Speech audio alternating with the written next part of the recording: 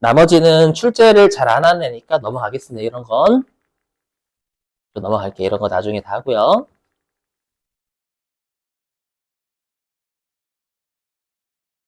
나중에 다 넘어갈게요, 여러분.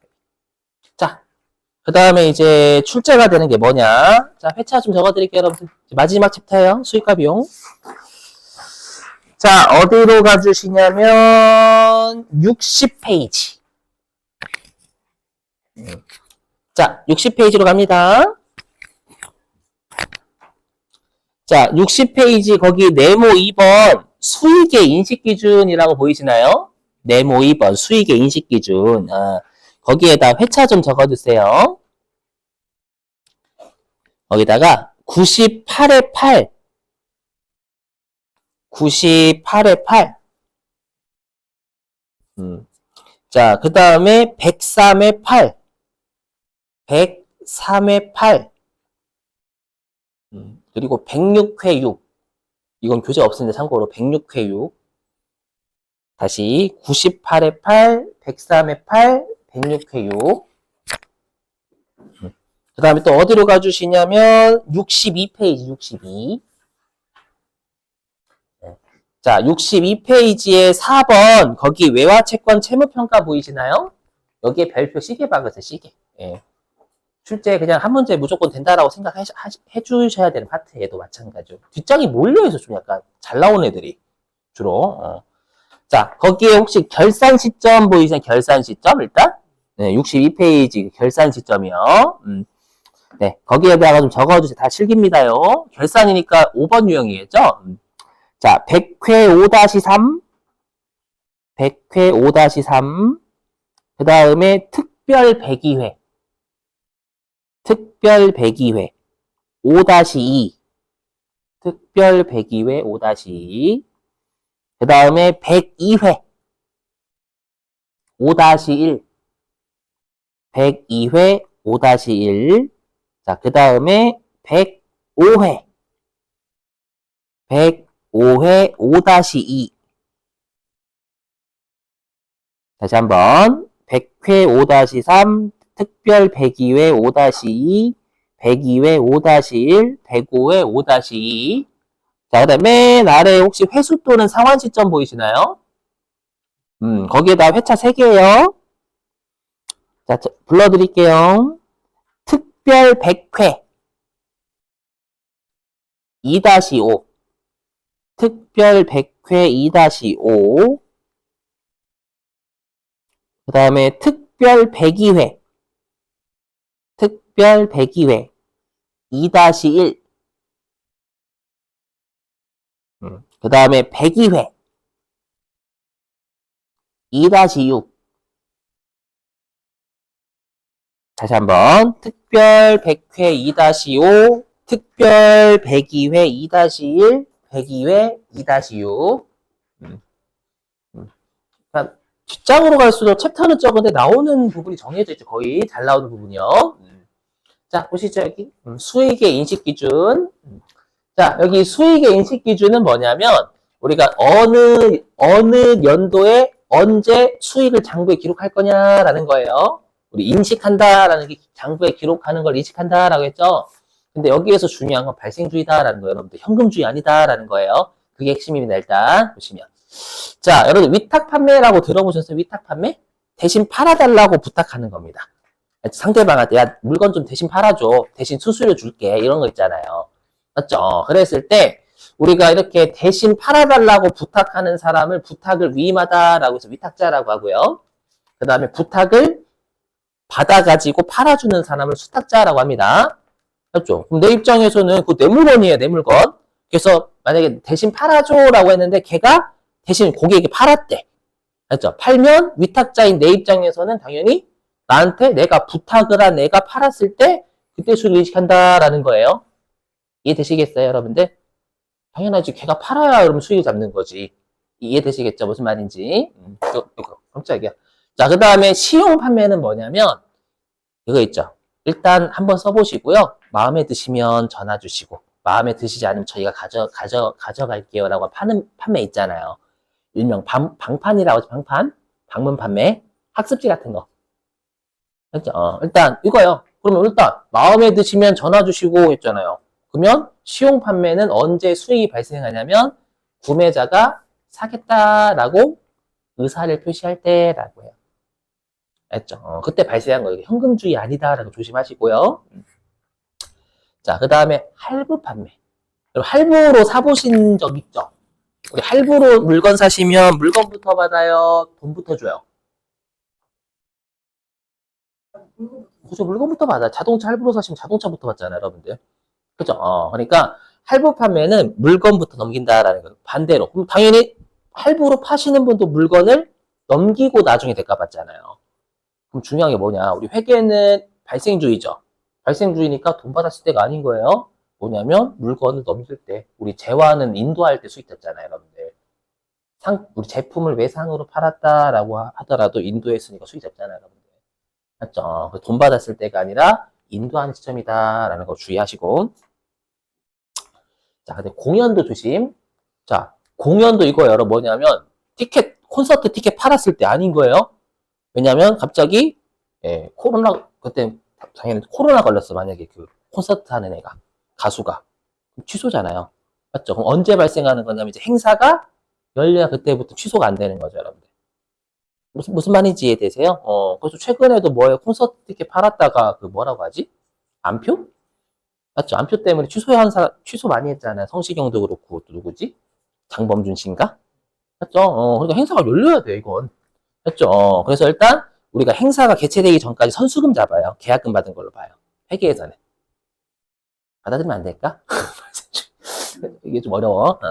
자, 그 다음에 도급공사 예약 판매는 우리가 건설공사라고 생각해요. 건설공사. 이미 설명드렸지만 내가 공사를 하면 건물을 지어주는 행위를 했죠. 지어주는 행위를 했으니까 내가 받을 사람이 된 거잖아요. 그렇죠? 그래서 공사를 완료했을 때가 아니에요. 완료했을 때가 아니라 진행된 정도에 따라 수익을 잡아야 되는 거예요. 되시겠어요, 여러분들? 이게 발생주의 개념이 다 통하는 거예요, 여러분들. 건설회사는 건물을 지어주는 행위를 해야 수익이 발생한 거잖아요.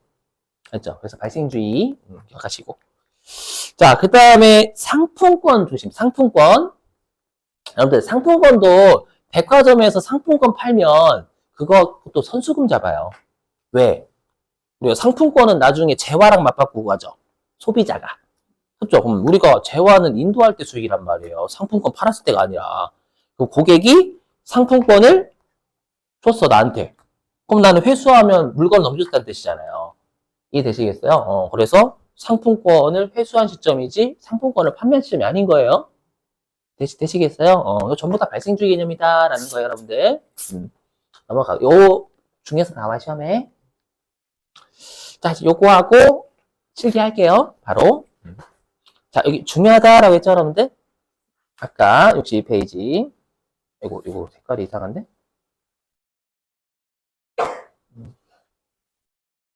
시험에 무조건 한 문제 나온다라고 생각?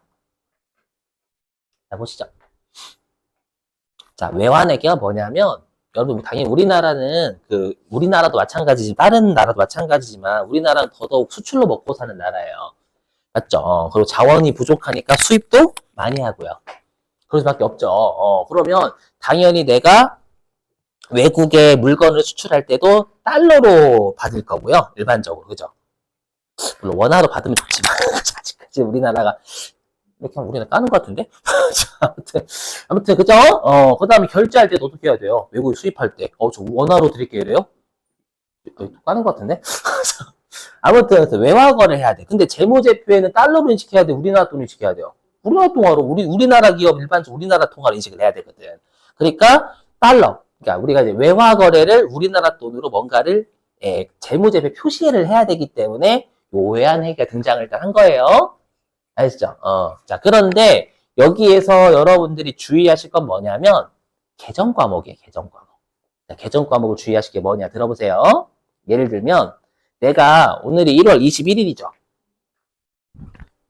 22일이구나. 시간 언제 이렇게 됐대? 자, 1월 22일 날 외국에 외상으로 물건을 팔았어요. 응? 외상으로. 외상 매출금은 1월 22일자 환율로 돼 있을 거 아니에요, 여러분들. 내가 외상 매출 잡을 때. 맞죠? 근데 상대방한테 2월 2일 날, 우리 수업 끝나는 날, 자, 2월 2일 날 외상값을 받은 거야, 달러로. 그때 환율 차이가 발생할 거 아니에요, 여러분들. 그럼 내 입장에서는 손실이 날 수도 있고, 이익이 날 수도 있죠. 그럼 어떻게 하는지는 좀 이따가 이 감정에 충실할 거거든요. 이런 거쓸 거고. 맞죠? 그럼 이때는 우리가 실제로 실현된 거잖아요. 맞죠? 실현된 거니까 외우셔야 돼요. 단기 중에는 우리가 너무 별표를 크게 쳤다. 가리는데? 잠깐만요. 가리는데, 이거? 네. 이거 뭐야? 죄송한데 좀 지울게요. 이미 녹화 버전에 있을 거예요, 별표가. 그래서 단기 중에는 우리가 계정 과목을 외환 차이가 손실이냐, 이익이냐라고 해서 외환 차손 또는 외환 차익이다라고 해요. 단기 중일 때는. 그래서 일단 계정 과목 잘 잡으셔야 돼요. 단기 중에 외환 거래가 나오면 외환 차손 또는 외환 차익 써요. 암기. 영업의 손익은 수익 또는 비용이다라는 뜻이에요. 그냥 일단. 아셨죠? 자, 근데 이제 시점이 기말인 거예요. 자, 기말. 자, 기말이에요. 자, 들어보실게요. 자, 내가 언제라고 좀 하냐. 내가 만약에 12월 3일 날 물건을 외상으로 팔았어요. 달러로 외국에다가 수출한 거예요. 외상 매출금은 12월 한 2일, 그때 12월 2일 날 환율로 기록돼 있을 거 아니에요.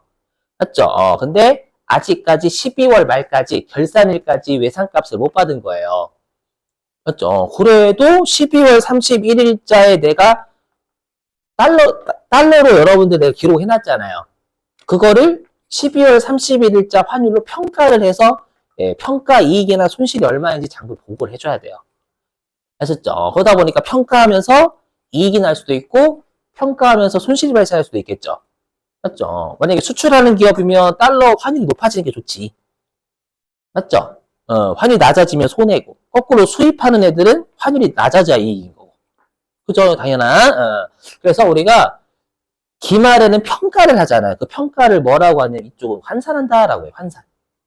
환산 이게 평가예요. 평가. 그렇죠? 그래서 기말에는 어떤 계정 과목을 환율로 평가를 해야 돼. 기말 환율로 평가할 때 외화, 환산, 이익 또는 손실 계정 과목을 씁니다. 그럼 여러분들이 생각되실 거예요. 여기는 왜 환자 쓰고 여기는 화자 쓰냐고. 그냥 발음 차이 때문에 발음 차이. 발음하기 힘들어. 여기 니은 붙여봐요. 안 깐 콩깍지 그거 되는 거예요.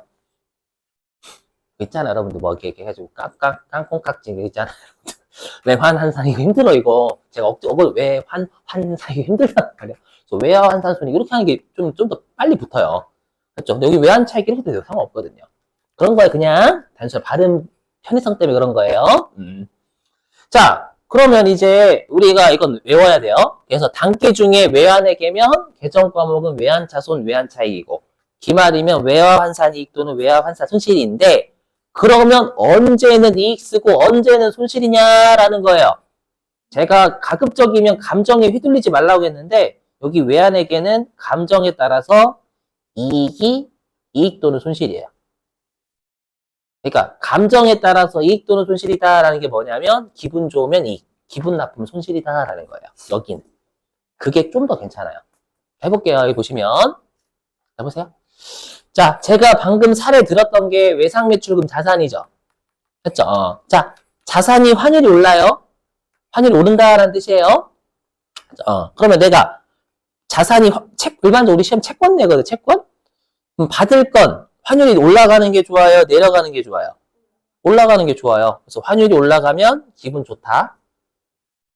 기분 좋으니까 이익. 그래서 그게 단기 중이면 외환 차익. 차손이 아니라 그게 기말이면 환산 이익. 이렇게. 어차피 이익이다라는 거예요. 이해되시겠어요? 일단 계정 과목 잘 잡아야 되니까. 자, 그 다음에 채권이 환율이 떨어졌어. 받을 게 떨어졌어. 기분이 나쁘잖아요. 그죠? 기분 나쁘니까 손실 나야 되는 거예요. 그래서 그게 단기 중이면 차손. 그게 기말이면 환산 손실. 이렇게. 이해되시겠어요? 일단. 자, 그 다음에 이제 부채 할게요, 부채. 자, 부채는 갚을 거, 받을 거. 갚을 거, 갚을 게 환율이 올라가면 기분 나쁘지, 그죠? 기분이 좋으면 큰일 나. 그래서 기분 나쁘다. 기분이 아래다라는 기분 나쁘다는 뜻이에요. 나쁘니까 이익 손실. 손실. 예, 그래서 단기 중이면 외환차손. 기말이면 환산 손실. 이 부채는 아예 환율 떨어지면 아예 되겠죠? 갚을 게 떨어지면 기분 좋다. 이익. 자, 그러면 실제 우리가 사례 문제 풀고요. 그 다음에 여러분들이 이제 실제 제 유인물 가지고 해볼게요. 자, 보시면. 일단 붕괴는 설명하고 여러분이 끊어야 되는 거니까. 자, 보세요. 보시면. 자, 지금 날짜는 7월 14일자 붕괴하는 거예요. 자, 보니까요. 자, 아르헨티나 현지 법인이 실제 시험의 기출문제입니다. 자, 해주 산업의 수출은 7월 1일 날 했고요. 아마 여러분 선적이 배에 실는 걸 선적한다라고 합니다. 자, 7월 1일 날 했던 제품에 대한 외상 매출금. 그러면 이 지금 보시면 딱 봐도 여러분들 달러 표시되어 있으니까 외환회계란 말이에요. 그렇죠? 외환회계인데 그럼 우리가 외상 매출금은 7월 1일 날 했으니까 얘는 7월 1일자의 환율로 외상 매출금이 세팅되어 있을 거 아니에요, 여러분들. 그 생각을 하셔야 된다라는 거예요, 일단. 일단 오케이? 예. 근데 얘가 1000달러를 수령을 한 건 7월 14일날 수령한 거예요. 외상은 7월 1일날 했고 수령은 7월 14일날 한 거예요. 외상값 받은 건. 수령한 후 원화로 환전해서 보통예금 통장에 들어왔대요. 근데 여기 7월 1일자 환율, 여기 외상했던 날의 환율이잖아요. 외상날, 외상한 날의 환율 1,100원. 근데 수령한 날의 환율은 1,300원. 이거 분기 끊으세요 라는 뜻이에요. 그러면 외상 매출금은 내가 당초에 여기서부터는 산수예요. 자, 어떻게 안 돼? 자, 그럼 외상 매출금은 1000달러 곱하기 7월 1일자 환율인 1,100원으로 외상 매출금은 장부에 기록되어 있을 거 아니에요. 이해되세요? 그죠? 여기서 제 영역이 아니야. 알죠? 그래서 외상 매출금은 7월 1일 날 이렇게 돼 있을 거예요. 장부상에. 맞죠? 근데 지금 회수했어. 수령했다라는 건 외상값 받아낸 거잖아요. 받아냈으니까 외상 매출금은 장부에서 없애야 된단 말이에요. 맞죠? 그 외상 매출금 없애니까 대변인데 당연히 요거 110만 원일 거예요. 110만 원 오케이? 110만 원인데 근데 내가 보통예금 통장에 들어온 날은 7월 14일이죠. 그럼 7월 14일 날에는 달러당 얼마로 들어왔어요? 그쵸? 1000달러 내가 수출했는데 지금 달러당 1300원 들어왔잖아요. 이걸로 보통예금 통장에 들어왔겠지, 여러분들. 비슷하세요? 오케이? 그럼 보통 요 계산은 130일 거란 말이에요. 좌변에 보통예금은 130만원. 그죠? 그럼 채권은 110만원짜리가 없어지는데, 받은 건 130이야. 기분 나빠요, 기분 좋아요? 좋지, 여러분들. 그쵸? 내가 외상으로 팔았을 당시에는 달러당 1,100원밖에 안 됐는데, 받을 당시에는 1,300원을 받았으니까. 즉, 외상 매출금은 채권이잖아요. 여기, 채권이, 자산이 환이 떴어. 기분 좋아야지. 맞죠? 그래서 이때 외환 차익 나온다라는 거예요. 7월 14일, 이게 단기 중이니까. 이렇게 되셨어요? 자, 그 다음에 이제 사례 두 번째는 이제 뭐냐면 12월 31일이에요. 평가하는 거 외환회계. 자, 보시면. 자, 단기 차입금 중에는 실리콘밸리에 대한 외화 차입금 1억 원. 여기서는 이제 차입금이니까 부채야, 채무. 채무야, 부채. 부채가 1억 원이 있대요. 미화는 10만 달러. 그럼 여러분들이 10만 달러 어떻게 해야 돼? 그냥 우리나라 돈으로 일단 줘버린 거예요. 맞죠? 언제인지 모르겠지만 내가 돈을 빌렸어요. 10만 달러를 빌렸고 그 당시에 환율을 곱했더니 우리나라 돈 1억 원이었던 거예요. 여기까지 되시겠어요, 여러분들? 자, 그런데 여기 자, 보고기간 종료일이 12월 31일이잖아요. 요때 환율이 얼마가 됐냐면 달러당 1,200원이 된 거예요. 그러면 12월 31일 날 나는 아직 차입금 안 갚은 거예요. 이 10만 달러에 대해서 평가를 기말 환율로 해보니까 달러당 1,200원으로 평가가 되는 거예요. 그러니까 즉 12월 31일 날 12월 31일 날 내가 10만 달러를 빌렸죠. 12월 30 당초에 10만 달러 빌렸죠. 근데 그게 12월 31일 날 평가를 해야 되잖아요. 외화를 보유하고 있으니까. 맞죠? 그걸 평가해 봤더니 달러당 1,200원으로 평가가 되더래요. 그러면 이게 우리나라 돈은 얼마로 평가가 되는 거냐면 1억 2천만 원으로 평가가 12월 30일 날 되는 거예요. 이해되시겠어요? 그럼 당초에 10만 달러 빌렸을 때는 우리나라 돈으로 1억이었는데 이게 12월 31일 날 1억 2천만 원으로 평가되는 분개하는 거예요. 분개. 그러면 부채가 1억 원이었는데 12월 31일 날 우리나라 돈으로 평가해봤던 1억 2천만 원 된 거예요, 평가가. 그러면 부채를 늘려요, 줄여요? 늘어나야죠. 1억짜리 1억 2천으로 평가해야 되는 거니까 늘려야지. 그렇죠? 그래서 대변에 단기 차익이면 단기 차익금 중에는 그러니까 단기 차익금이 계정 과목이에요. 그래서 1억짜리를 1억 2천만 원으로 만드는 회계처라는 거 지금. 되세요? 그리고 지금 갚을 거잖아, 차익금. 갚을 게 당초에 빌렸을 때 1억짜리였는데 올해 연도 말에 1억 2천만 원 평가가 되는 거예요. 내가 갚을 게 는 거죠. 기분 나빠요, 기분 좋아요? 기분 나쁘지. 그렇죠? 기분 나쁘니까 손실. 근데 기말이니까 외환회계면 외화 환산 손실 2천만 원 이렇게 쓴다라는 거예요. 되실까요? 자, 그러면 이제 여러분들이 그 요인물 있죠, 요인물.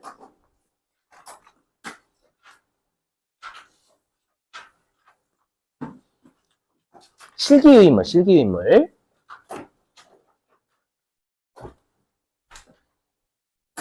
이렇게 되는 거.